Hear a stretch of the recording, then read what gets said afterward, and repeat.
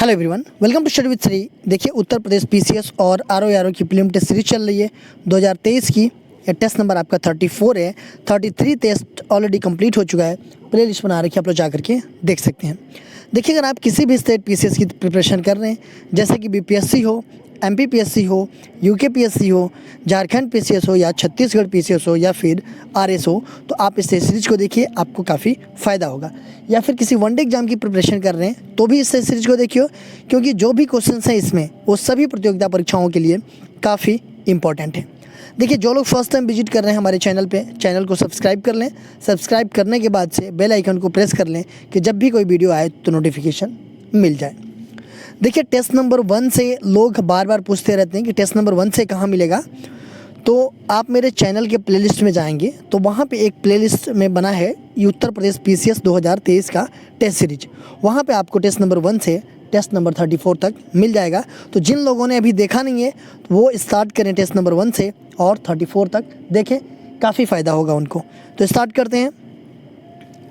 First question है, पूर्वी घाट की सर्वोच्च चोटी कौन सी है? महेंद्रगिरी, पालकोंडा, जिंदगढ़ा, इनमें से कोई नहीं। देखिए, पूछा जा रहा है कि पूर्वी घाट की जो सर्वोच्च चोटी है वो कौन सी है, तो वो है आपका कौन सा? जिंदगढ़ा।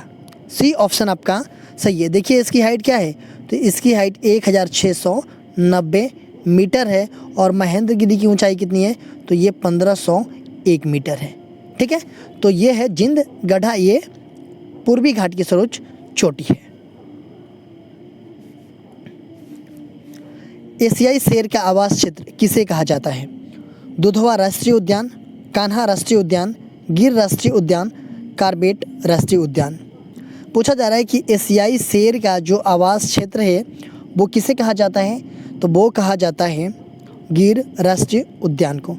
सी ऑप्शन आपका सही है। देखिए, गिर राष्ट्रीय उद्यान ये कहाँ पे है, तो ये आपका गुजरात में पड़ता है। और ये कब आरंभ किया गया था इसको, तो 1975 में। ठीक है।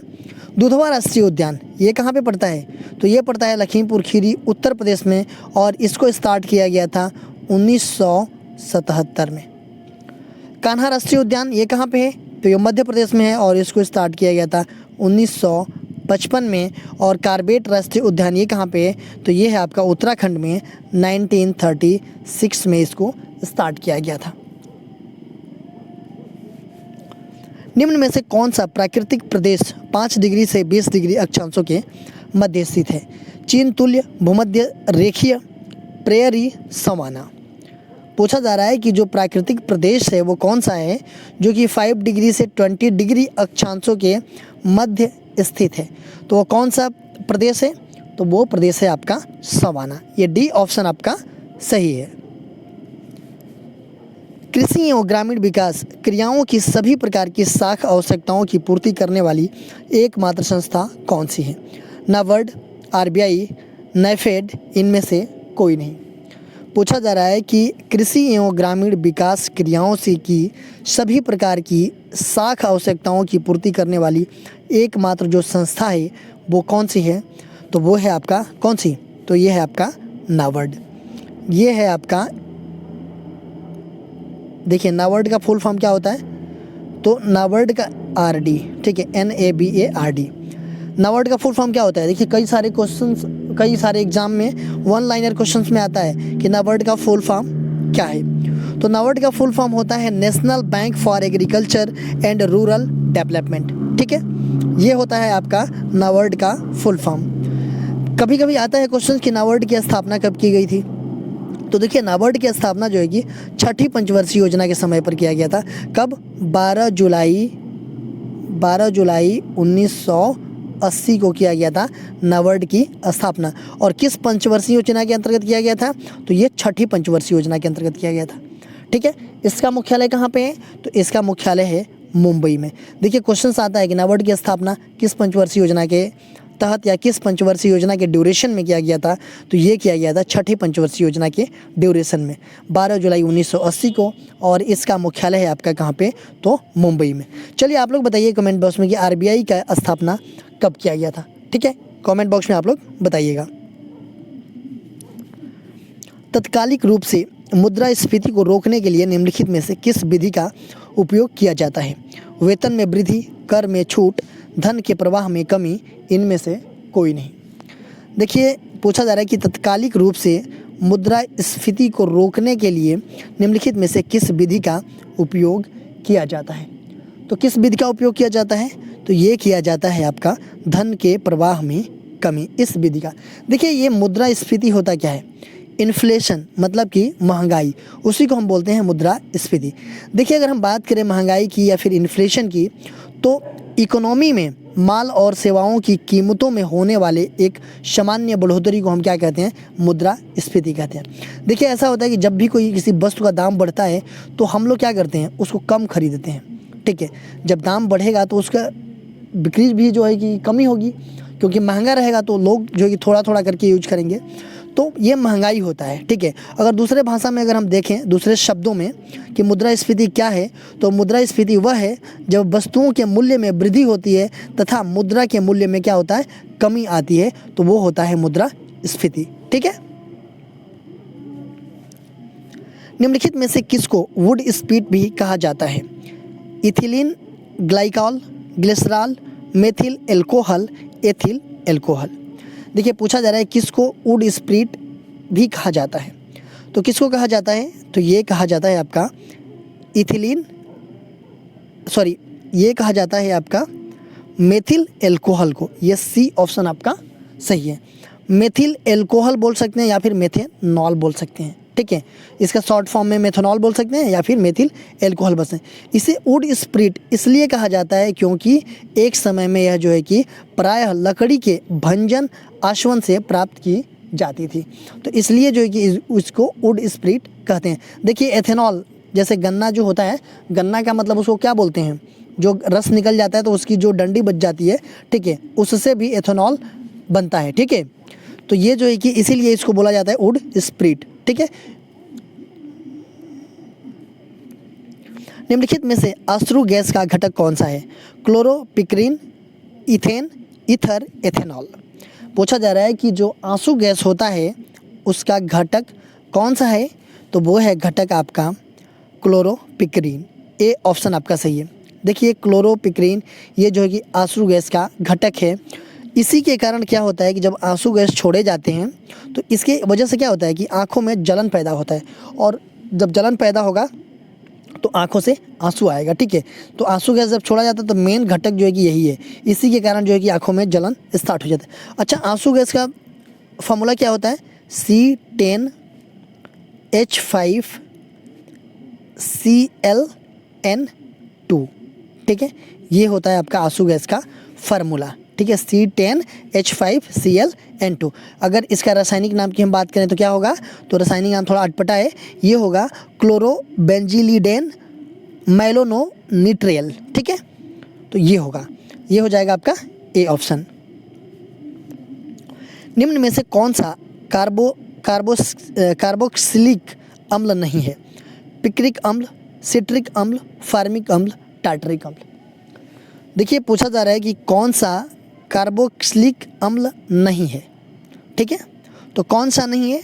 देखिए आपका सिट्रिक एसिड भी है, फार्मिक एसिड भी है और टार्टरिक एसिड भी है, कार्बोक्सिलिक एसिड है। लेकिन ये जो है कि पिक्रिक अम्ल जो है कि ये कार्बोक्सिलिक एसिड नहीं है। तो ये हो जाएगा आपका ए ऑप्शन। नींबू का खट्टा स्वाद किसकी मौजूदगी का कारण होता है? ऑक्जेलिक एसिड के, साइट्रिक एसिड के, फार्मिक एसिड के, एसिटिक एसिड के। देखिए जो नींबू में खट्टा स्वाद होता है वो किसकी मौजूदगी का कारण होता है? तो वो होता है आपका किसकी मौजूदगी के कारण? तो ये साइट्रिक एसिड के कारण होता है, ठीक है। फोटोग्राफी में कौन सा अम्ल प्रयोग किया जाता है? Citric acid, oxalic acid, acetic acid, formic acid. जो फोटोग्राफी होता है उसमें कौन सा एसिड प्रयोग किया जाता है? तो उसमें किया जाता है ऑक्जेलिक एसिड। ये बी ऑप्शन आपका सही है। सिरके में निम्नलिखित में से क्या पाया जाता है? Acetic acid, formic acid, propionic acid, butyric acid. सिरके में क्या पाया जाता है? तो सिरके में पाया जाता है आपका एसिटिक एसिड। ए ऑप्शन आपका सही है। चींटी के काटने पर किसका अंतःक्षेपण होता है? Oxalic acid, tartaric acid, formic acid, acetic acid. चींटी के काटने पर किसका अंतःक्षेपण होता है? तो वो होता है आपका फार्मिक एसिड का। देखिए अगर हम चाहते तो एक ही क्वेश्चन में ये सबका एक्सप्लेनेशन कर दिए होते, लेकिन अलग अलग क्वेश्चंस इसलिए हमने बनाया है कि आप लोग थोड़ा सा कई बार देखेंगे। देखिए ऑक्जेलिक एसिड, ऑक्जेलिक एसिड आपको पता ही है क्या, जो कि फोटोग्राफी में यूज होता है। टार्टरिक एसिड, टार्टरिक एसिड जो है कि आपका किस में, इमली में पाया जाता है। एसिटिक एसिड, एसिटिक एसिड कहाँ पाया जाता है? तो आपका सिरके में पाया जाता है। ये सब सारी चीज़ें हमने पीछे डिस्कस कर लिया। अगर एक ही क्वेश्चन में हम लोग डिस्कस कर लिए होते, बट ये अलग अलग क्वेश्चन बनाने का यही मतलब है कि आप लोग इसको याद रखेंगे, ठीक है। भोपाल गैस त्रासदी के लिए उत्तरदायी प्रमुख प्रदूषक कौन सा था? Chlorofluorocarbon, chlorine, bromine, methyl isocyanate. देखिए भोपाल गैस त्रासदी ये बहुत ही दर्दनाक घटना है। ये हुई थी 2-3 दिसंबर के दिन जो है कि 1984 में। 2 की रात, मतलब 2-3 जो डेट है दिसंबर है उसकी रात में ये हुआ था, ठीक है। और ये चीज़ें जो है कि आपका मध्य प्रदेश के भोपाल में जो एक यूनियन कार्बाइड नामक एक कंपनी है, ठीक है, उसी में एक जहरीली गैस के रिसाव के कारण हुआ था। देखिए इसके वजह से जो है कि लगभग 15,000 लोगों की उसी रात मौत हो गई थी। बहुत सारे लोग अपंग हो गए थे और बहुत सारे लोग जो है कि अंधे हो गए थे इस गैस के कारण, ठीक है, इस गैस के रिसाव के कारण, ठीक है। वो गैस कौन सी थी? तो वो गैस थी आपका मिथाइल आइसोसाइनेट, मिक भी बोलते हैं इसको, मिथाइल आइसोसाइनेट गैस थी। इसके वजह से जो है कि इतने सारे लोगों की मौत हो गई थी और इतने सारे लोग अंधे और अपंग हो गए थे। देखिए मिथाइल आइसोसाइनेट, इसका उपयोग जो है कि कीटनाशक बनाने के रूप में किया जाता है, ठीक है। तो ये बहुत खतरनाक गैस थी। प्रयोगशाला में संश्लेषित किया गया प्रथम कार्बनिक यौगिक था methane, urea, formic acid, acetic acid. देखिए प्रयोगशाला में संश्लेषित किया गया प्रथम कार्बनिक यौगिक था, कौन सा था वो? तो वो था आपका यूरिया, और यूरिया का फार्मूला क्या होता है? CH4N2। वो इसका रासायनिक नाम क्या होता है? आप लोग कमेंट बॉक्स में मुझे बताइएगा। भारत में बैक्टीरिया के संक्रमण का सबसे आम इलाज क्या है? Antibiotics, antigen, antibody, aspirin.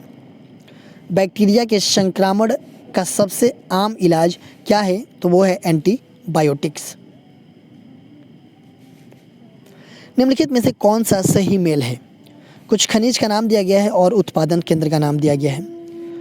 इसमें से सही मेल कौन सा है?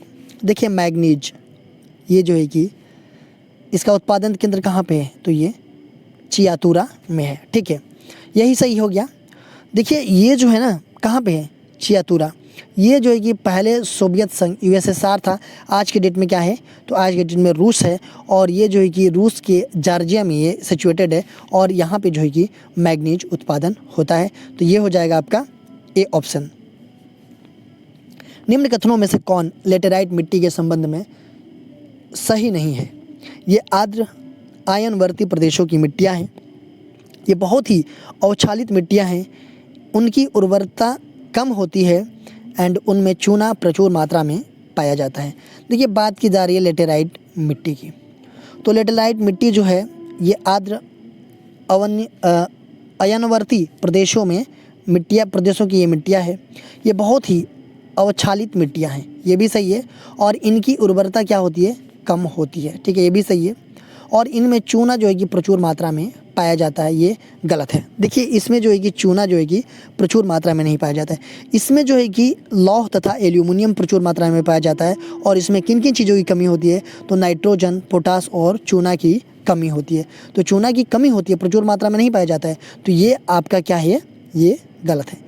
देखिए ये मिट्टियाँ जो है ना सह्याद्री, पूर्वी घाट, राजमहल पहाड़ियाँ, सतपुड़ा पहाड़ियाँ, इनके शिखरों पर पाई जाती है। और ये मिट्टियाँ जो है ना कि ईंट जैसे मतलब कलर की होती है, मतलब ईंट जैसे लाल होती है, ठीक है। और इन मिट्टियों का जो ईंट जैसे लाल होना है वो किसके कारण होता है? तो ये होता है लौह के अयस्क की उपस्थिति के कारण होता है, ठीक है। तो कभी कभी क्वेश्चन आता है कि लेटराइट मिट्टी का कलर जो है कि ईंटों जैसा है या फिर कलर लाल क्यों होता है, किसके कारण? तो वो है आपका लोहे के ऑक्साइड के कारण, ठीक है। सूची फर्स्ट को सूची सेकंड से सम्मिलित कीजिए तथा सूचियों के नीचे दिए गए कोड का उपयोग करके सही उत्तर का चयन कीजिए। देखिए कुछ मंदिरों का नाम दिया गया है और स्थान का नाम दिया गया है। ये बताना है कि ये मंदिर कहाँ पे सिचुएट, देखिए ईंट निर्मित मंदिर ये कहाँ पे है, तो ये आपका उत्तर प्रदेश के कानपुर के भीतर गांव में स्थित है। और ये मंदिर जो है ना ईंटों से निर्मित सबसे पुराना मंदिर है। तो कहाँ पे है, भीतर गांव में। दशावतार मंदिर, देखिए दशावतार मंदिर ये देवगढ़ का दशावतार मंदिर है। ये उत्तर प्रदेश के ललितपुर जिला में सिचुएटेड है, देवगढ़ में। शिव मंदिर ये जो है कि कहाँ पे है, तो मध्य प्रदेश के सतना जिला में भुमरा में है ये शिव मंदिर। और विष्णु मंदिर कहाँ पे है, तो ये मध्य प्रदेश के सागर जिला में एरंड का विष्णु मंदिर है। तो ये जो है कि बिल्कुल सीधा सीधा सही सुमेलित है। तो ये हो जाएगा 1, 2, 3 और 4, ए ऑप्शन आपका सही हो जाएगा।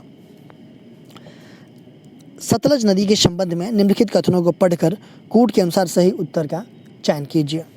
यह तिब्बत के पठार की राकसताल झील से निकलती है, जहां इसे लागचेन खंबाब के नाम से जाना जाता है। यह भारत में प्रवेश करने से पहले लगभग 400 किलोमीटर तक सिंधु के समानांतर प्रवाहित होती है तथा शिवकिला दर्रा से होकर के ये भारत में प्रवेश करती है। देखिए बात की जा रही है सतलज नदी के बारे में, तो ये तिब्बत के पठार के राकसताल के झील से ये निकलती है। इसे जो है कि वहाँ पे क्या बोला जाता है, तो लागचेन खंबाब के नाम से जाना जाता है सतलज नदी को, तिब्बत में जहाँ से ये निकलती है। देखिए दूसरा ये है कि भारत में जब ये प्रवेश करती है उसके पहले क्या करती है, ये 400 किलोमीटर सिंधु नदी के समानांतर ये बहती रहती है, प्रवाहित होती है। और जो शिवकिला दर्रा है उससे जो है कि ये क्या करती है, भारत में प्रवेश करती है। बिल्कुल सही है ये भी और ये भी। तो ये हो जाएगा आपका सी ऑप्शन, 1 और 2 दोनों सही है। निम्न कथनों पर विचार कीजिए। बॉम्बे प्रेसिडेंसी एसोसिएशन के संस्थापक फिरोज शाह मेहता व बदरुद्दीन तैयबजी थे। लैंड होल्डर सोसाइटी की स्थापना 1838 ईस्वी में द्वारिकानाथ टैगोर द्वारा की गई थी। उपयुक्त कथनों में से कौन से कथन सही हैं पूछे जा रहे हैं। देखिए जो बॉम्बे प्रेसिडेंसी एसोसिएशन है इसके संस्थापक कौन थे, फिरोज शाह मेहता व बदरुद्दीन तैयबजी थे, बिल्कुल सही है। और लैंड होल्डर सोसाइटी की स्थापना 1838 ईस्वी में किसके द्वारा, तो द्वारिकानाथ टैगोर के द्वारा की गई थी, ये भी आपका सही है। तो पहला भी सही है और दूसरा भी सही है। तो ये हो जाएगा आपका 1 और 2 दोनों सही है। देखिए क्वेश्चन पूछा गया था आप लोगों से पिछले वीडियो में, इसका आंसर आप लोगों को कमेंट बॉक्स में देना था कि वोल्टा बेसिन की अवस्थिति बताइए। घाना, केन्या, मिस्र और दक्षिण अफ्रीका। देखिए वोल्टा बेसिन जो है इसकी अवस्थिति कहाँ पे है, तो इसकी अवस्थिति है आपका घाना में, ए ऑप्शन आपका सही है। आज का क्वेश्चन देख लेते हैं। आज का क्वेश्चन है कि निम्न प्रजातियों वर्गों में से किससे उत्तरी अमेरिका के मूल निवासी संबंधित है। आस्ट्रिक से, काकेसाइड से, मंगोलाइड से, निग्राइड से। पूछा जा रहा है कि निम्न प्रजाति वर्गों में किससे उत्तरी अमेरिका के मूल निवासी संबंधित है। इसका आंसर आप लोगों को कमेंट बॉक्स में देना है। इसका आंसर मैं नेक्स्ट वीडियो में आप लोगों को बताऊंगा। देखिए आप हमारे चैनल को सब्सक्राइब कर बेल आइकन को प्रेस कर लीजिए कि जब भी वीडियो आए तो आपको नोटिफिकेशन मिल जाए। मेरा दूसरा चैनल है श्री जीएस पॉइंट, आप इसको भी सब्सक्राइब करके बेल आइकन को प्रेस कर लीजिए। फेसबुक पे मेरा पेज है स्टडी विद श्री के नाम से और इंस्टाग्राम पे हमारी आईडी है study with Shri 25 Shri GS point, तो यहाँ भी फॉलो कर लीजिए। और स्टडी विद श्री नाम से मेरा टेलीग्राम चैनल है, इन सब सारे का लिंक आपको डिस्क्रिप्शन में मिल जाएगा, वहाँ पर क्लिक करते आप यहाँ पर पहुँच जाएंगे। तो इन सब सारे जगहों से आप ज्वाइन हो जाइए, कनेक्ट हो जाइए, क्योंकि इन सब सारे जगहों पे स्टडी से रिलेटेड चीज़ें पोस्ट की जाती है जिससे आप लोगों को फ़ायदा पहुंच सकता है। दोस्तों वीडियो अच्छी लगती है तो आप लोग लाइक किया कीजिए, एक अच्छा सा कमेंट्स कर दिया कीजिए, अपने दोस्तों में शेयर जरूर किया कीजिए। अगर वीडियो अच्छी नहीं लगती है तो आप लोग डिसलाइक कर दिया कीजिए और कमेंट बॉक्स में मुझे बताइए कि डिसलाइक क्यों किया। वीडियो देखने के लिए धन्यवाद।